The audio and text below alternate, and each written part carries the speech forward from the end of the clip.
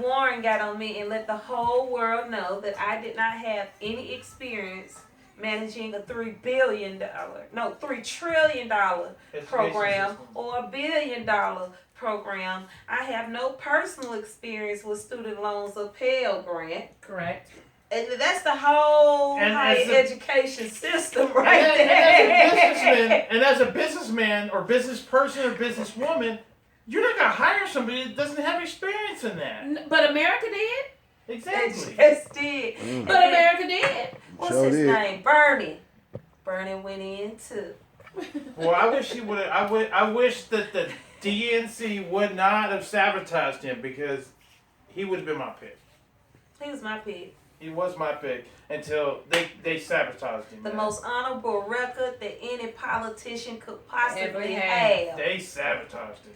And they completely bombarded him for a man who had an Apprentice television show with a crooked wig. But it was his own party that did it to him. He's going to make America great again. We'll see.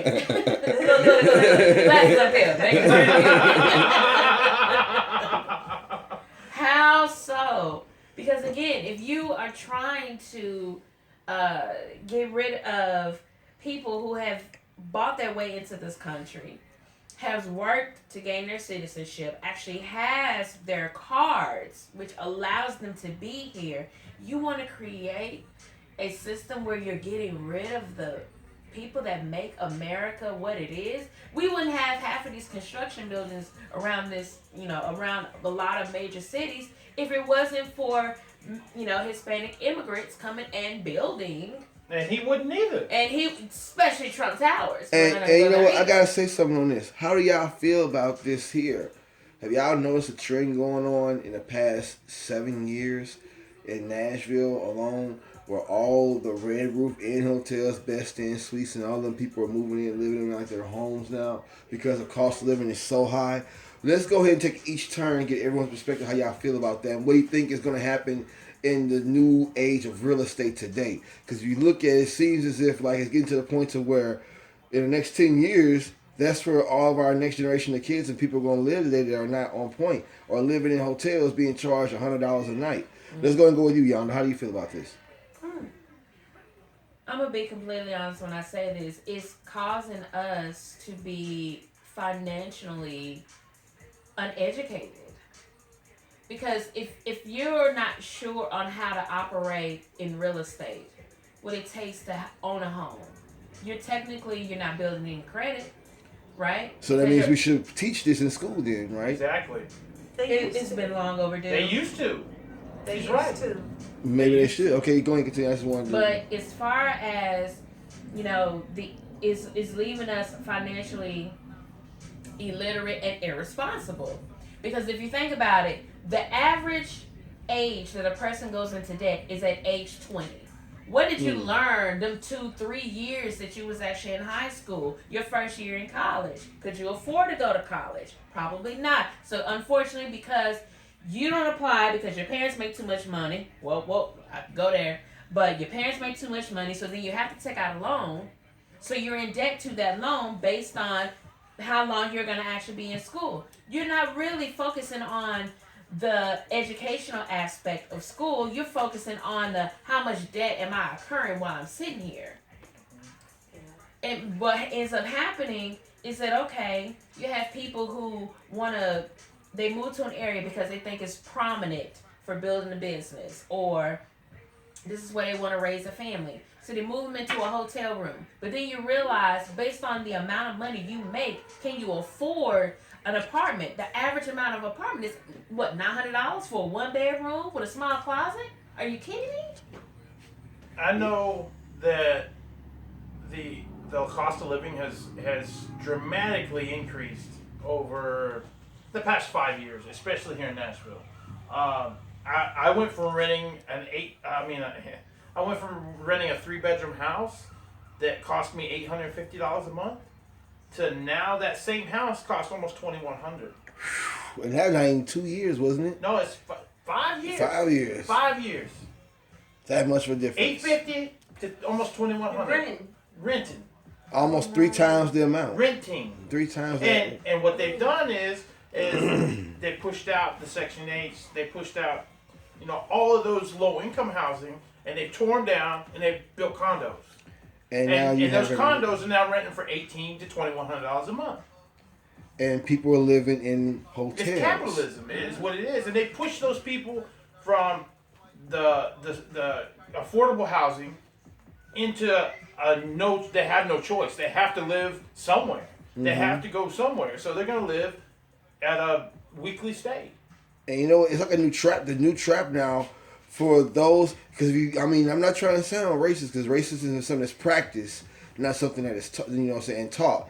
Not something that you can just actually. Well, it is something that's taught. Yeah, as I said, something that's practiced, something that's taught. Right. So, but while I'm just speaking on the ironicness, but at the same time, it's not a coincidence. But here in Nashville alone, you see it every day. If you look and see at all the best in suites or all of the middle income hotels that people are living in and actually buying and staying in these weekly stay hotels, have you noticed that all of them are people that are of the, what's that type? I don't want to say be rude, but Afghan or Indonesian descent. Ethnic descent. Yeah, that descent. And it's crazy that you see it that way. Immigrant descent. And they're all immigrants. And you really see that they're making money hand over fist. They're the new landlords. They're the new, they're the new people that own these homes and these hotels. I mean, because they're paying what? We're You charge. not doing it. Yeah, huh? Exactly. We're not doing it. And why do you think that is? Why do you think that is? We don't want to be in servitude. Well, We've been in it long enough. Well, we're not teaching our children. We're not teaching them at a young age to think that capitalize way. and think ahead. To capitalize. That's the new money maker. That's the new hustle. And think ahead, because they're just not teaching that in school anymore. They don't even teach how to balance a checkbook anymore. So could it be possible that because we've created such a barrier on future planning, could it be that we are literally, unbeknownst to us, creating fear in children to why they don't plan for the future? They live in the now. Exactly, and that's why you got thoughts and you got ignorant, wannabe young thugs out here and stuff. It's horrible to not live in the now. Because just like we were saying earlier, everything is about now. My phone is about now. Right. When I get on the web, it's about now. When I get on my computer, it's about now. That's true. When I get on my smart TV, my tablet, my iPad, it's about now. It don't matter about what happened yesterday. And it's not the kid's fault, because the kid's not thinking ahead. A kid's going to be a kid. They're thinking about themselves. And they're thinking about what they're going to do now. So don't you think this is That's developed? Just the way it is. So don't you think this is kind of pushing conditioning? When you look at this aspect and think about it, the kid is thinking that, okay, well, all I got a job that's paying me weekly or bi-weekly, at least $12 an hour or more. I can live in a hotel room, maybe go to college if I choose to still go to college. Which nowadays that we've been seeing, which you're on the top on that topic, we haven't got on this, you came back now, be good, on degree versus certification. But, if I can push through school, I'm going to push through school while still being in debt and accruing debt, which is kind of ridiculous in this world today. I hate that. So it makes you think here and wonder that in the next 20 years, does this condition our children to be like the new sheeple? Well, there's not enough skills out there. I mean, there's a lot of tech skills, because technology is prevalent. Okay, that's what. That's the way it's going. It's technology, okay? But what about carpenters? Plumbing, welders. And that's where Everything's gonna be a digital toilet. And that's where certification comes in hand. Trades bring certification. Right. So now on that aspect, jumping forward now, since we already know that today's society is being conditioned to be in controlling housing, controlling living, controlling pay, controlling education, and bringing debt, which brings us to slavery, the modern day slavery or servitude for those of the upper class. Population control. Population control. It comes down to population control. It does come down to population control, but now, like I was saying, continuing forward with that, man. Oh, I just lost my subject. That happens. Yeah, we were talking about control, yeah, and do a change with that. Dang, man, I wish I could press rewind. Get that. But yeah, with that being said, as far as that going on, how do you feel with it controlling the kids as far as in living today?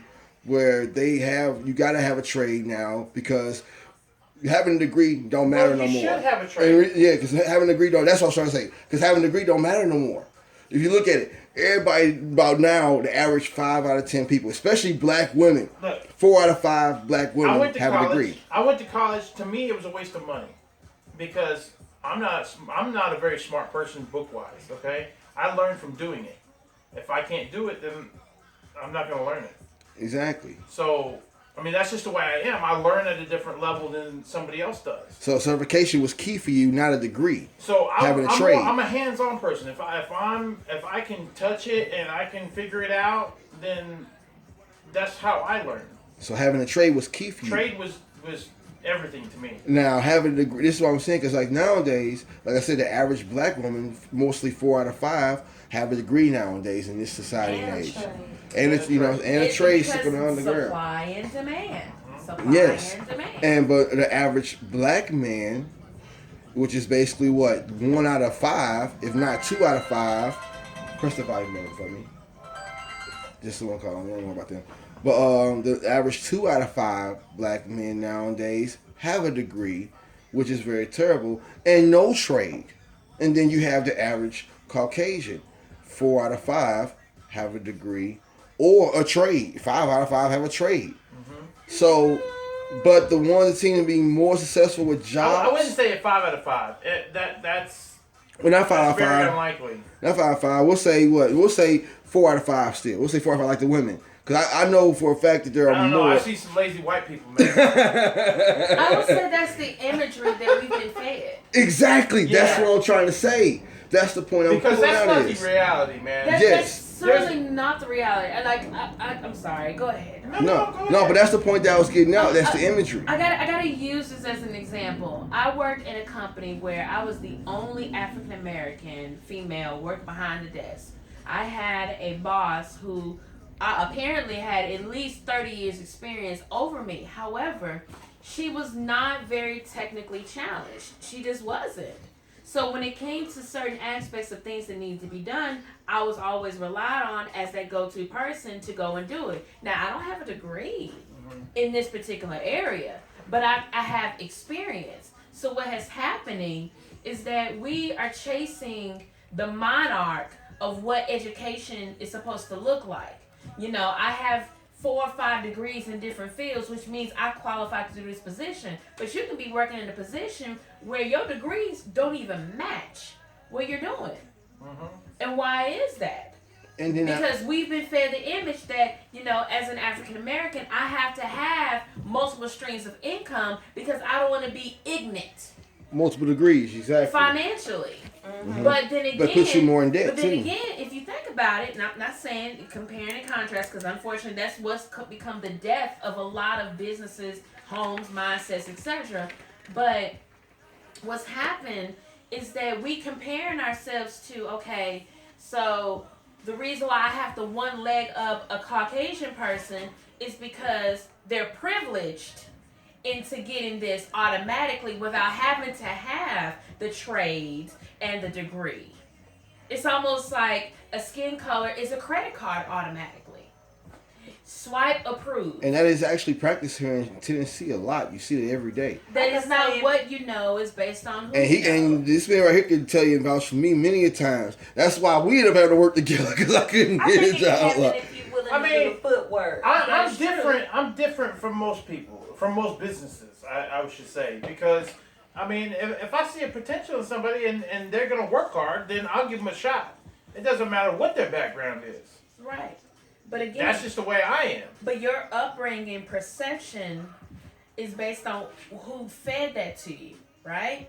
Sadly, we don't have that situation in our country now. You have people who are getting fed ignorance and they're swallowing the done, knowing that it's ignorance, but because it tastes good. Ignorance is bliss. It is bliss. So that sadly is why I believe Trump being in office, we're still using that as an excuse why we can't be great. Now we're seeing unemployment where, because of the fact that it's very common for people to have degrees, it's hard to get a job because degrees are more common now. That's what we talked about last week, how a lot of for-profit colleges are going out of business because of the fact that too many people have degrees, too many people are qualified, so that means it's harder to pick. So now they're based off of the desperation, or based off of other things like your Facebook background, or your Twitter background account, or your LinkedIn account, to get whether or not say if you deserve a job now.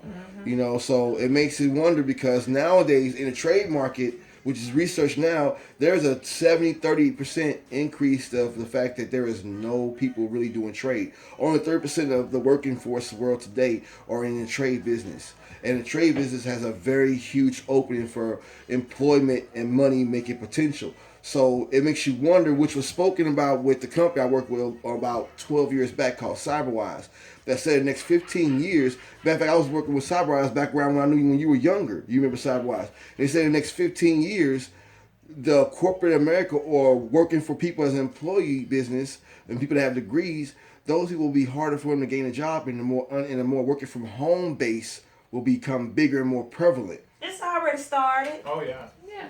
It's been started. So again, it makes you think.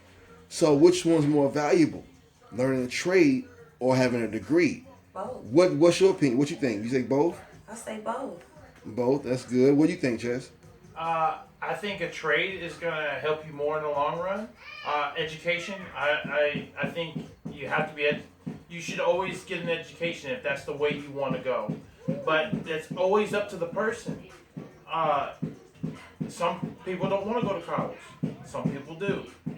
Me, for myself, I wanted to go to college. I just couldn't handle it. Me, myself, I wanted to go to college. I just couldn't do it because I couldn't keep up with the classwork. That's just the way I was. I couldn't do it. I wanted to, but I couldn't. So I had to go with this trade route because that was the way I had to go. Now, what you think? Which one is more resourceful?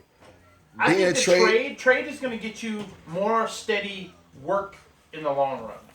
Now, because there's so many people that have education, that have a degree, that have multiple degrees, but can't use them because there's so many other people that have the same degree.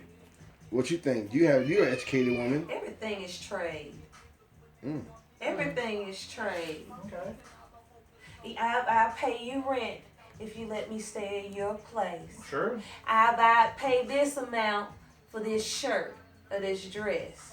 I'll pay this amount to get my hair done. I pay this amount to get groceries. Everything is trade. You don't move without trade. When you got on the road, you had to pay your taxes on that through buying your tag and doing the emissions test. Yeah. Everything, when you every move you make is trade. Even if you sit still at home with the lights on, trade is in motion. That's right. Watching the TV, trade is in motion. No matter what you touch, it's a reflection of trade in motion. A transaction. That's a different point of view of it, yeah. Well, I look at it like this. It is better to have life skills. Simply because, and I can't say a trade or to have... Well, life skills is a trade. Because that's what trade is. It depends. It depends now because you have Big Mama who knows how to balance money but ain't never used a checkbook a day in her life. Yeah, that's true. You know, you can have Uncle Willie who knows how to change the plumbing on a house but doesn't have any type of certification to do that. Correct. So to me, when I say about having life skills, meaning you have the ability to sustain your household should that 9 to 5 go away. You should be able to maintain your household, taking care of your plumbing. Sadly, there are a lot of curriculums in schools now that don't teach that anymore. They took trades out. They've taken that out. So do y'all think that we should have parents should start going to PTA meetings and start speaking about trade and real estate in high school and middle school? They definitely need to I'd enforce rather it. get with some like-minded people and open up my own darn school. They got the curriculum Montessori? that I think that is important for them to learn. Because see, here's February and it's Black History Month. And you don't hear nobody speaking about it. No, well, people are speaking about it, but Black history exists beyond slavery. Oh, yes. Yes. But see, every time you go through Black History Month, it's that period They of always start with think slavery. about. They that's start with slavery always first. put in the forefront. It's not talking about back to Africa. The history is not lost. or Ham and all that. See, The history again, is that's not that lost. elephant. That's that elephant. You start where you begin and where you end at. You know what I'm saying? That's what it is. You know, and again, it goes back to the Bible. Matter of fact, I got a couple of chapters for those that don't want to know. You might want to research. For those that's listening, research Isaiah chapter 2, verse 12, and also Isaiah chapter 13, verse 6, which is speaking about what we're talking about as well right now, along with Jeremiah chapter 46, verse 10, and how society has changed and how it's been conditioned. Where they said, where as far as the black man and black history, reason why they only teach you black history as far as being slaves, because you were supposed to not know of your history and who you are. You were supposed to be destroyed. You were meant to stay in that position. You were supposed to be destroyed. Correct. Because back then, you were known as the Ibu tribe, and when you or the Hebrews, the Israelites, when we were supposed to free from Babylon, when we were supposed to free from Vatican, we did not, and we stayed, and we got taken over by the Persians and the Greeks and the Romans and all that good stuff, and you were sold onto slavery, and there's a cast of iron on your neck, a cast of iron yoke on your neck until ye is destroyed. And how you destroy? Because 90% of black people don't know where their heritage come from, what tribe they come from, what's their true religion, what's their true spirituality. That's why I preach about the word hallelujah. But you think the others don't know? They know. Oh yeah, a lot it's know. in the curriculum. It's being taught, but in a way that's not so blatant, not in a way that you can understand. You know, it's so confusing. And then they separate it. Because if you was to put the timeline of everything together, oh my, confusion. That right there will bring some different type of awareness. It's kind of like when you start your curriculum in history, you have to start with early civilization. Mm-hmm. Then as it move on to that, you move on to different periods and ages and all these, but they teach them separately. Mm-hmm. But if they was to put all of that together in a timeline that things occurred, it'll be evident and clear. Roland Martin just told the guy off on his doggone show who thought the Egyptians were white. Oh, wow. It's amazing. Like, you know what country. All right, just for everyone, just so y'all can know. That is, right? We want to tell you something. Hue, which is color. Man, which is that walk of the earth. When you look at the earth, it has a hue, a color. So when you say human, the original man is man of color.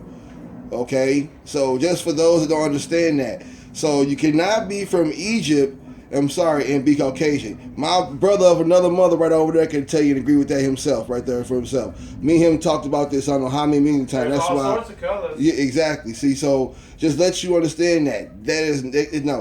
Whoever said that was on bullshit. And another example would be like Mendel's Law.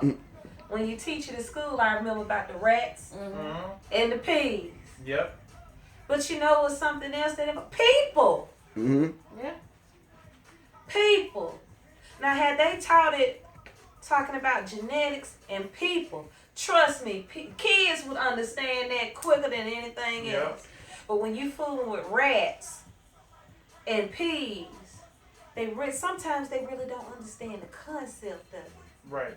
Now, getting to that, how y'all feel about eugenics today with all the diseases going on? You know that there was actually a cure for HIV, and the guy that had the cure for HIV was killed recently. He was in Africa. I've got a gentleman name. I'm gonna research that. I'll put that up on my next podcast for y'all. But how do y'all feel about that today, as far as with like all these diseases and all these vaccinations, but people are still getting sick? Ebola is still come over in America. This new strain of herpes is out now. A lot of these are man-made diseases. Engineered. But see, there cannot be. Again, in order to test something, you first have to have the actual vaccine, and you have to have an antidote. Correct? Mm-hmm. So this is what I've wholeheartedly have believed for quite some time now. There's a cure for cancer. Oh The cure yeah, for cancer is in the very thing that they say causes it. weed. I'm sorry. No, He always records the weed. no, it's definitely not that. But anything, it actually is kind of a suppository. You know what I'm saying? It sustains it without overwhelming it, right? That when as far as cancer is concerned, because I don't know anybody. I'm gonna use a good example. My father has cancer. Has my father been for chemotherapy? No. What is he using? An herbal method. And it's actually helping him. It's sustaining the virus from spreading and causing sickness and illness, loss of hair, etc. So what do they enforce when it comes to cancer? They enforce chemotherapy. And that's bad when actually THC cures cancer. Why I'm do gonna you? have to excuse myself, you guys. Oh yeah, It's definitely. getting rather late, and usually this is my bedtime. But I enjoyed it. Yes, I really Queen. did. Yes, I enjoyed you, Miss Definitely Mercedes. gotta come Oh back. yeah, and also just let y'all know a little tidbit here. Remember, the letter J was invented in the 1500s, and it was invented by a pterodont. What they call this here? A tetragrammaton who was during the revolutionary age of the Renaissance, name of Gian Giorgio Tresanio. He was Italian grammarian known for the father of the letter J. And he invented that because he got tired of how to spell the name Yah. Yeah, those are expensive. Y'all have a good night. You too, love. Absolutely. Nice to meet you. Now, Russ, you here? We're gonna get on the hip hop segment right quick, and then we have to wrap this up, and our show's gonna be almost over here. Top 10 hip hop artists that you feel that are impacting the game today.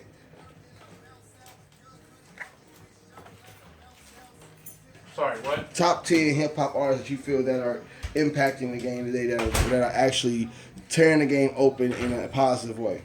Ooh-wee. You can't name any. There's not that many. There's not that many. I mean, I like Chance the Rapper. That's a different kind of a style, and I like it. There's not many, man. There's not many that are putting a positive vibe out there. It's mostly negative. Gotcha. So I can't really. It would sound ignorant for me to go that way. Feel you on that. Now that's a shame to say that in hip hop, and there's not one positive hip hop artist nowadays you can find that actually has positive music now anymore. Because, okay, again, think about it this way. The ear tickling effect, right? I have to come out not sounding like artists who already came out, right? Mm-hmm. Okay, I'm going to give this as a very good example, and I'm probably going to get in trouble for saying this. Drake. Ah, yeah. Good example. When Drake first came out, he was nothing like he is currently. Mm-hmm. Every artist needs a shock effect. And it's crazy he's trying to talk about trapping now, like he's selling dope all of a sudden now. All of a sudden, because he has to tickle the ears of the listeners of today, because that's typical, right?